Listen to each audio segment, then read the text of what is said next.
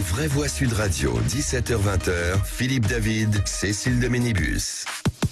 On vous souhaite la bienvenue avec nos éditorialistes du jour. Françoise de Gois est avec nous. Ça va, Françoise? Ça va, je suis super content d'être avec Frédéric Dabi, avec vous, Cécile, avec Philippe Bilger, et puis bon, un peu moins comme toujours avec Philippe David. Oui, vous ne le qualifiez plus de fourbe. Il y a un progrès. Torve, mais fourbe, non. Vous êtes torve, absolument torve et fourbe. Avec Philippe Bilger qui est avec nous, notre Philippe adoré. Frédéric Dabi qu'on aime énormément aussi, directeur général opinion de l'IFOP, bien entendu, qui nous donne trop d'habitude. Dabi quoi? D'habitude, comme d'habitude. Voilà, c'est ça. Comme d'habitude. Franchement, je me Philippe Davidiste. On me l'a fait depuis mon instituteur de CM2 que je salue, monsieur Favori. Merci vraiment de reconnaître mon talent humoristique, toi. Bienvenue dans le Café du Commerce. Tout de suite, le coup de projecteur des vraies voix. Les vraies voix Sud Radio, le coup de projecteur des vraies voix. Et on va revenir sur cette information. 57% des Français ont une bonne opinion d'Édouard Philippe, l'ancien Premier ministre, arrive en tête du classement du tableau de bord IFOP fiducial pour Sud Radio et Paris Match. Forcément, on va en parler avec Frédéric Dabi. Frédéric, on peut peut-être l'exposer immédiatement avec vous, comme ça on peut en débattre. Oui, c'est vrai que 57%, vous l'avez dit tout à l'heure Cécile, c'est la seule personnalité qui a une cote d'opinion majoritaire. Alors ça raconte ce baromètre qui va fêter ses 20 ans cette année, ce baromètre IFOP fiducial pour Paris Match et Sud Radio, l'histoire de la défiance des Français vis-à-vis du politique. J'avais donné ces chiffres il y a quelques semaines ici, mais septembre 2012, 22 personnalités qui dépassent 50%. Septembre 2017, 8. Septembre 2022, et maintenant ça ne change plus, on a enlevé Jean Castex parce qu'il n'est plus vraiment un homme politique. Oui. Une personnalité. Alors maintenant, la question qui se pose, Édouard Philippe écrase le classement. Il ne chute quasiment plus. Même quand il part de retraite à 67 ans, il reste stable ou il recule un petit peu, il regagne le terrain perdu le mois suivant. Est-ce que c'est une popularité de papier, une popularité d'estime, ou une popularité qui va être une popularité de combat pour gagner l'élection présidentielle? Et par rapport à votre question du jour, qu'est-ce qui explique cette popularité chez les Français? Dans nos enquêtes, c'est deux choses. C'est les suites de l'état de grâce qu'il a connu en quittant Matignon, la crise Covid, où les Français ont aimé ses prises de position, ses causeries au coin du feu, le fait qu'il dise souvent « je ne sais pas ». Il a fortement rassuré pendant la période du premier confinement, et le sentiment un peu d'injustice, un peu comme Rocard en 91, il est parti de manière injuste. Et puis, la deuxième chose qui joue, c'est l'incarnation. C'est ce qu'il est. Quelqu'un qui a de l'humour, une sorte... pour utiliser un oxymore de Giscard sympa, c'est-à-dire avec une certaine raideur, mais en même temps proche des gens, une sympathie par rapport à ses soucis de santé, enfin ce qui n'est pas les vrais soucis, mais voilà, il a un visage qui change depuis maintenant quelques mois, et c'est vrai qu'aujourd'hui, en termes de popularité, il écrase le jeu. Maintenant, dire qu'il sera le candidat naturel, candidat naturel, ça veut dire quelque chose. Les cimetières, on s'en remplit. Oui, on est d'accord avec Françoise. En 2027, il a un très long chemin devant lui. Vous avez dit que c'était un Giscard sympa, mais a-t-il un destin? À suivre. En tout cas, on a des auditeurs qui nous disent que les Français ont la mémoire courte. Si Édouard Philippe a le vent en poupe, c'est qu'il a su se faire oublier. Vas-y, je t'en prie, vas-y. Moi, je trouve que, pour aller rapidement au fait, c'est que Édouard Philippe me paraît constituer une temporalité tout à fait intéressante. Sur le passé, on voit bien pourquoi il plaît aux Français, même s'il a été le responsable de 3 transgressions qui ont fait plonger le président. Mais il n'empêche que, comme l'a dit Frédéric, il a obtenu des suffrages par la clarté et d'une certaine manière sa modestie même fabriquée. En ce qui concerne le présent, c'est évident. Aujourd'hui, il offre l'opportunité aux citoyens à la fois de montrer une dissidence totalement respectueuse mais ferme, et d'autre part une adhésion au macronisme. Et pour le futur, évidemment, il représente un avenir plausible pour tous ceux qui, à la fois, n'aiment pas Emmanuel Macron, mais considèrent un petit peu que sans lui, il n'y a personne d'autre. Et donc, il fait une parfaite synthèse. Ça peut expliquer, me semble-t-il, cette embellie durable. Est-ce que vous pensez que Édouard Philippe a un avenir? 0826 300 300, vous faites partie de ces 57% des Français qui ont une bonne opinion. Vous nous appelez 0826 300 300 ou pas, c'est le même numéro. Françoise de Gois. Moi, je pense qu'il se construit aussi, son image est construite, mais peut-être que l'ami Frédéric nous dira le contraire, en réaction à Emmanuel Macron. Je me souviens de à l'époque de François Fillon, très populaire, qui était populaire en réaction à Nicolas Sarkozy. Moi, je me souviens, en tant que femme de gauche, si on me demandait lequel des deux je choisis, c'était toujours Fillon, parce que il y avait le caractère tortueux, tempétueux de Nicolas Sarkozy, qui était tout à fait épuisant.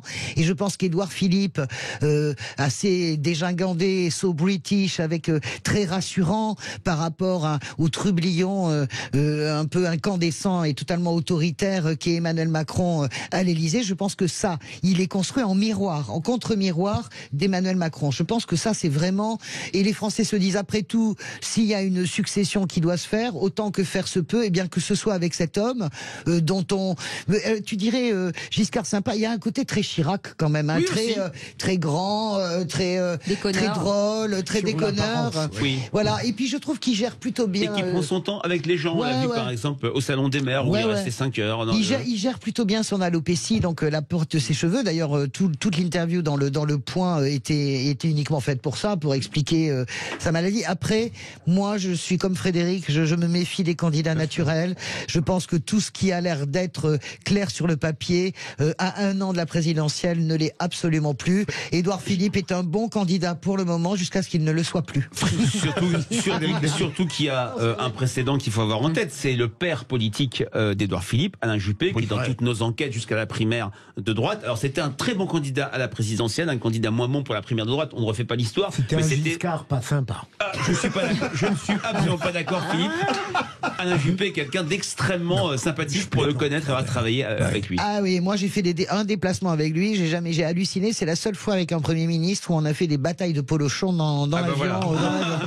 Ah oui, bataille de polochon, je vous jure que c'est vrai. Non, mais pas du tout. Je voulais poser une question à Frédéric Dabi, si vous n'avez pas de réaction.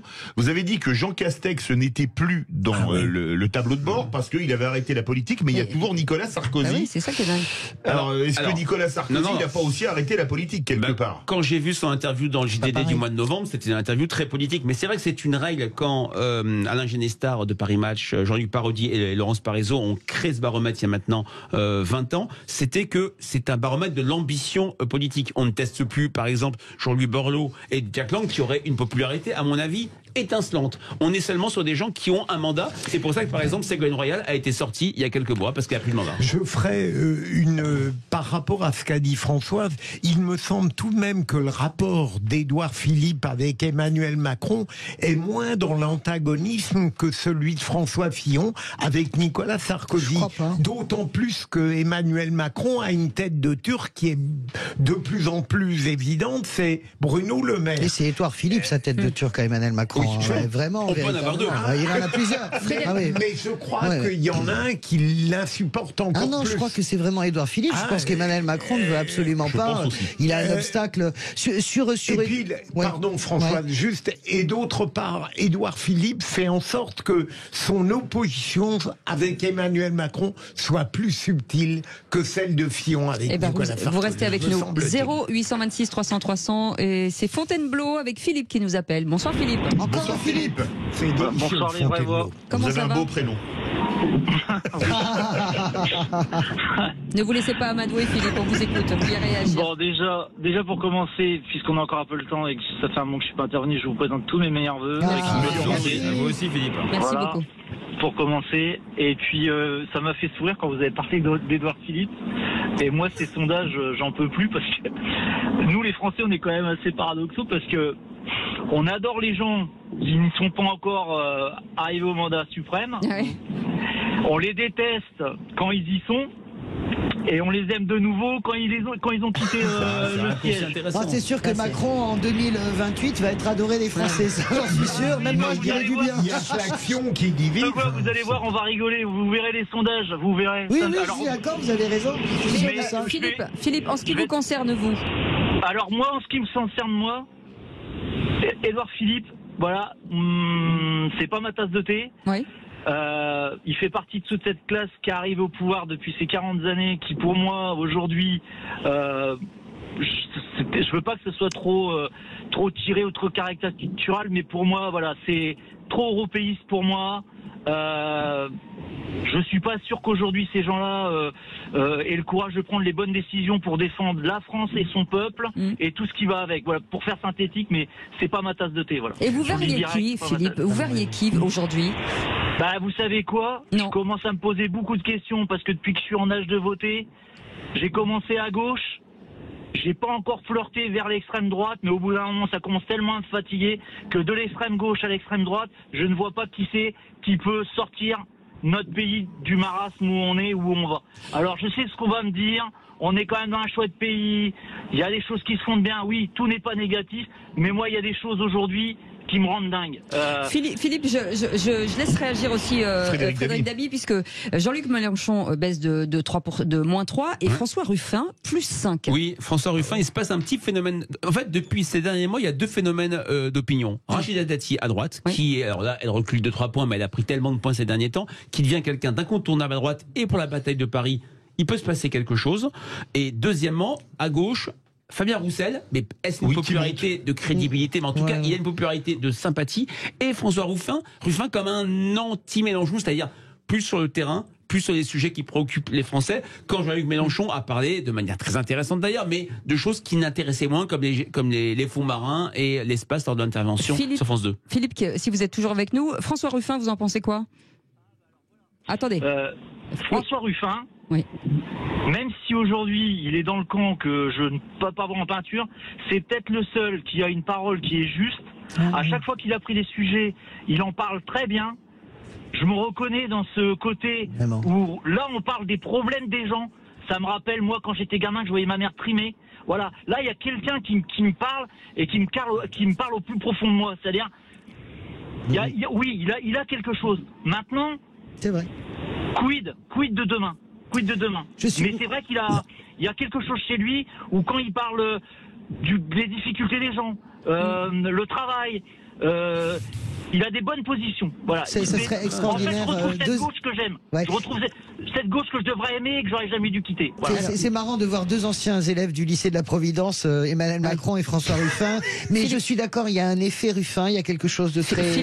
La montée, Frédéric, de François Ruffin est liée véritablement à son changement, à sa dénonciation du fait que LFI a oublié les classes populaires. Pas complètement. Depuis longtemps, il est sur le terrain, il apparaît comme vraiment quelqu'un au contact des préoccupations des Français. Et merci beaucoup en tout cas. Merci beaucoup Philippe de nous avoir appelé au 0826 ce que disait Philippe, 300 et on vous accueillera bien sûr avec plaisir quand vous voulez. Comme Philippe, vous pouvez nous appeler bien entendu. On est ensemble jusqu'à 20h. Restez avec nous. C'est les vraies voix. Philippe Bilger, Françoise Degois, Frédéric Dabi qu'on adore. On les adore tous. Tous. Même Philippe. C'est l'amour vache.